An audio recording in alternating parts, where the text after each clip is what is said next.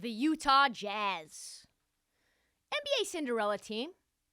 Let's be honest. Glass slipper is coming at any moment. They're turning into a pumpkin any second now. You're about to, guess what? Probably have the best situation happen to your franchise that you could possibly imagine. After a really, really good start, the Utah Jazz are still a pretty good team, but they've definitely fallen back to earth, right? 15-12. They're very good at home, but what we now know, according to the rumors, is that they are going to be sellers at the deadline, despite what trader Danny has to say. According to insiders, they have got more pieces than Gary Vee looks at a car and thinks that he can sell. Like more of those. There are pieces that they are going to move for the right price. There's Colin Sexton, right?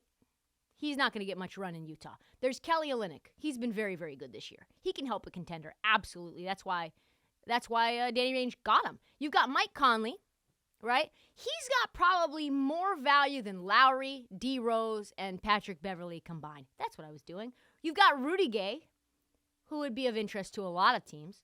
And then you've got Malik Beasley. I think Malik Beasley's probably the best out of all of them in terms of just like what you can get from a like middle of the road high-end starter.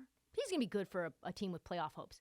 But two players now all of a sudden who are going to not be on the move that we thought might be. One, Lauri Markkanen, who is just a beast. Just an absolute out of his mind wing defender. I don't know what's going on with him. We'll talk more a little bit later in this episode about JB Bickerstaff and how he turned Lauri Markkanen into this version of a beast on top of him playing for Team Finland. But wow, is he the kind of piece that you want to build around.